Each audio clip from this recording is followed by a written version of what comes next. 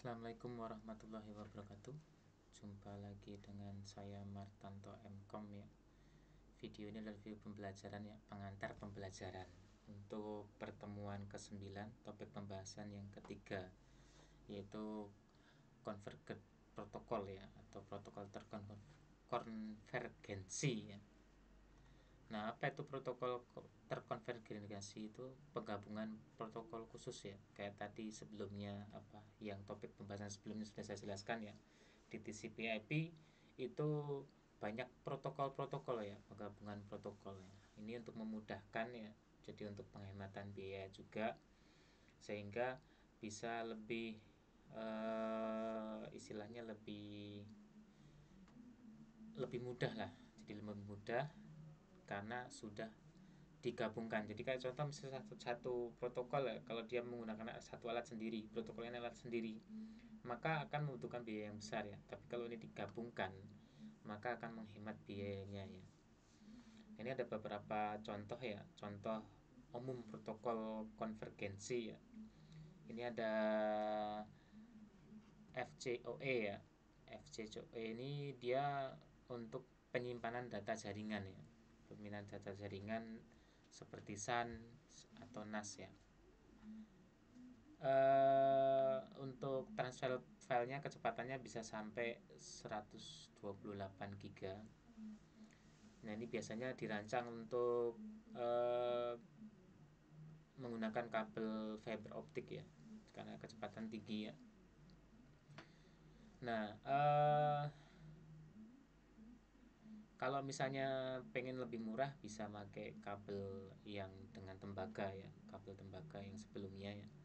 Tetapi kan kalau kita membutuhkan kecepatan, maka kita bisa menggunakan kabel fiber optik ya, walaupun biayanya lebih mahal juga ya. Nah, biasanya untuk FCOE ini membutuhkan infrastruktur tersendiri ya. Jadi ada kabel terpisah biasanya gitu. Jadi walaupun kabelnya terpisah, tapi itu mendukung untuk jaringan yang sudah ada ya. Oke ya. Terus kemudian yang lainnya ada MPLS ya. Nah, ini untuk biasanya dipakai di jalur yang pendek ya. Jadi untuk alamat jaringannya bisa lebih panjang, tetapi untuk label jalurnya itu pendek ya. Nah, ini untuk teknik ini dia menghemat waktunya cukup signifikan ya, dibandingkan dengan proses perutean, jadi routing ya, memakai IP tradisional ya, atau static routing biasanya kayak gitu, contoh seperti itu. MPLS di sini untuk mendukung protokol dia menggunakan atau melalui enkapsulasinya, di enkapsulasinya. Nah, terus kemudian juga untuk jalur tersebut itu bisa memungkinkan banyak teknologi jaringan, misalnya T1, E1, ATM, frame relay, SONET, digital subscript line, DSL. Nah, itu kayak jaringan yang yang jaringan internet gitu ya.